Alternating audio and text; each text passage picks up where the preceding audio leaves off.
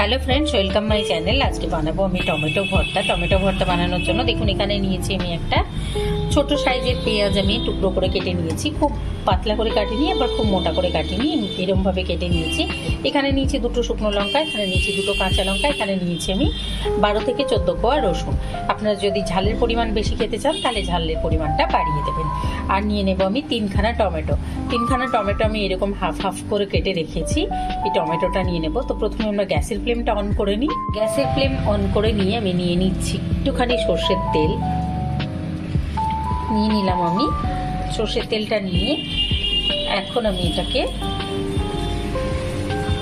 গ্যাসের flame on করে নিয়েছি, সর্ষের তেলও ঢেলে নিয়েছি। এখন বসিয়ে দেবো এরকমভাবে আমি টমেটোগুলো।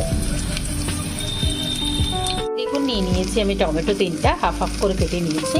এখন আমি এটাকে ঢাকা দিয়ে রেখে দেবো 5 মিনিটের জন্য। একদম মিডিয়াম লো ফ্লেমে এটাকে 5 মিনিটের জন্য ঢাকা দিয়ে রেখে দেবো। এবার টমেটোটা থেকে যে রসটা বেরোবে তাতেই কিন্তু এটা সেদ্ধ হয়ে যাবে। আপনারা চাইলে মাঝখানে একবার চেক করে নিতে পারেন। এই দেখুন 3 মিনিট হয়ে গেছে, তো আমি একবার ঢাকাটা তুলে নিয়ে দেখে নিচ্ছি।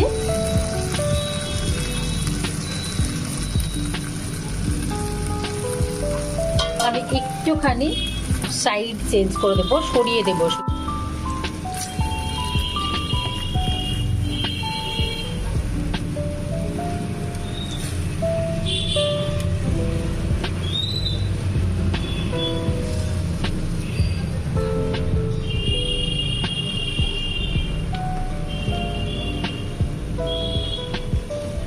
দিয়ে এটাকে আবারও রেখে দেবো ঢাকা দিয়ে 2 থেকে 3 মিনিটের জন্য। আবারও 3 মিনিট পর আমি ঢাকাটা টেনে নিচ্ছি। দেখুন এটা থেকে প্রচুর পরিমাণে রস বেরিয়েছে। এখন আমি এটাকে উল্টে রেখে দেব। উল্টে নিচ্ছি টমেটোগুলোকে।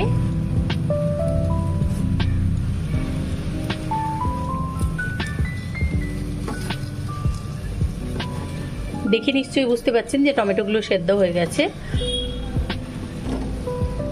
এবার এটাকে ঢাকা দিয়ে আমি 1 থেকে 1.5 মিনিট রাখবো।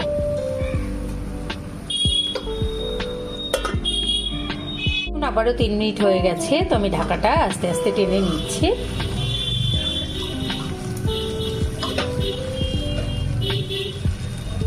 ঢাকাটা টেনে নেওয়ার পরে আমি টমেটোটা একটু নাড়িয়ে দিচ্ছি। দেখুন টমেটোটা পুরোপুরি সেদ্ধ হয়ে গেছে। এখন আমরা হাত দিয়ে ম্যাশ করে নিতে পারবো। তো এটাকে ঢাকা দিয়ে এখন আমি গ্যাসের ফ্লেম অফ করে রেখে দেবো 5 মিনিট, কারণ একটু ঠান্ডা না হলে তো মাখা যাবে না। তো আমি এটাকে গ্যাসের ফ্লেম অফ করে এখন ঠান্ডা হতে রেখে দিচ্ছি।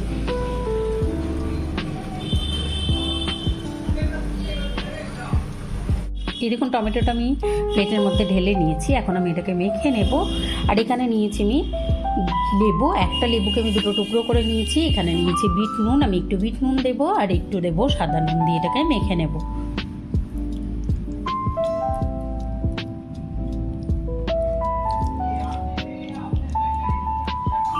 আমি নুনটা দিয়ে আর লেবুর রসটা দিয়ে খুব ভালোভাবে মেখে নিয়েছি। এটাকে মেখে নেওয়ার পরে এখন আমাদের এই লসুনি টমেটোর চাটনিটা রেডি।